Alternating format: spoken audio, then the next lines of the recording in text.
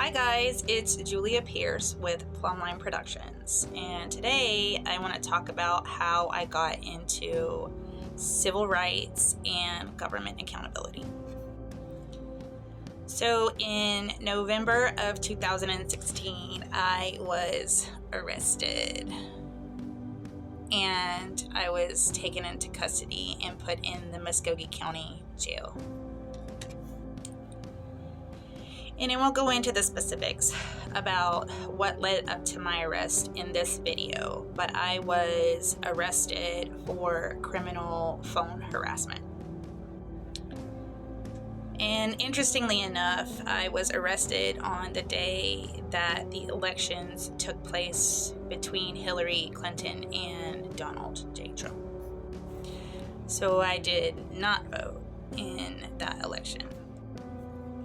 And when I was going through the booking process and they were taking all of my fingerprints and performing a medical questionnaire on me, they asked if I could defend myself if I were aggressed. To which I did not want to say no because I did not want to be viewed as a weakling. So I guess because they felt that I could defend myself since I said so, they put me into the violent crimes ward. So I was there with a lot of other female violent criminals for phone harassment. And I'm really only laughing because looking back on it, I think about how that was ridiculous to put me with violent criminals for phone harassment as a first-time offender. Now, I know why I was in retrospect, but then I did not. Now, when I was in the holding cell, I saw things written on the wall, or actually scratched into the wall, that said things like, if you're poor, you're guilty. If you are black, you're guilty. If you have no lawyer, you are guilty. Some people talking about how they are innocent and were denied defenses, didn't have family to help them. So just there was all these messages of people who seemed that they were there for the wrong reasons. Now, as someone who has been studying criminal law, who is in school to become a paralegal, and has had experience with clients who have approached me to advocate for their civil rights violations, I recognize that not everybody is innocent, even if they say they are. But I have always had the gift of discernment and pretty much knew when something didn't feel right.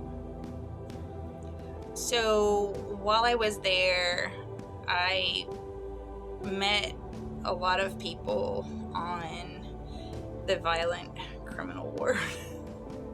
And had it not been for a woman who was there who recognized me, I don't know if I would have survived, because her and all of these ladies kind of taught me some tricks to surviving in the jail. But she invited me in, and when I tell you this room was packed full of ladies, they were everywhere. And of course, because I was fresh fish, they wanted to know my story. So I told them about why I was there, and that a lot of it was because that I am a radical believer in Jesus Christ. But I also shared with them about the injustice that I had experienced in the moments in the court processes that led up to my arrest. To which many of these ladies started sharing about how they were arrested because they were also trying to be silenced. See, I won't go into details in this video, but I was speaking against someone who was violating my rights.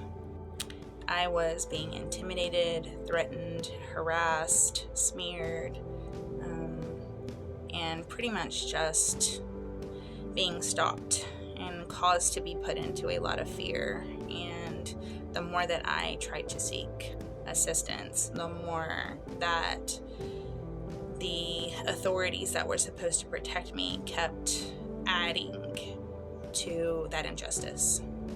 So I felt like I was being arrested to keep me silent, so that if they could make it look like I was mentally unstable and a criminal, then no one would listen to the information that I had to share. And that was the case for these ladies. I was actually in jail with Christian Redwine's girlfriend at the time. And for those of you that are not aware with the Christian Redwine incident, you can Google it, but basically this was a young man who was pursued by a Columbus Police Department officer, shot multiple times, and according to her testimony, pretty much there was no reason for him to have to shoot him the way that they did. And she had mentioned how she was in the hospital whenever she found out that all of this stuff had happened to him in detail the way that it did. And of course she became very unhinged and upset, and an officer arrested her for, I think it was just because she was upset, or oh yeah, I remember, it was disturbing the peace. So during this time, I was kind of just wanting to encourage these girls, because I knew if I was going to be in this jail, then God was going to cover me. Now, as I told these girls about some of my experiences with spiritual gifts and my faith, we ended up having a conversation about the upcoming election. And I had told them that God had told me that Donald Trump was going to be our president. And of course they all laughed at me, because they were like, have you seen the numbers? Hillary Clinton is going to win.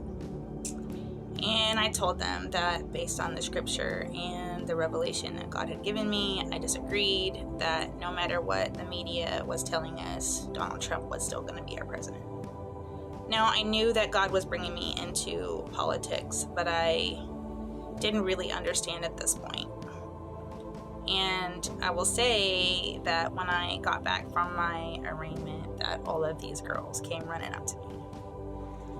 So I see how whenever they saw that Donald Trump was elected, that it gave validity to some of the other things that I had told them about being set free. And some of these girls were clawing to get out of jail. So now they had hope that they were going to get to go home. And most of them did.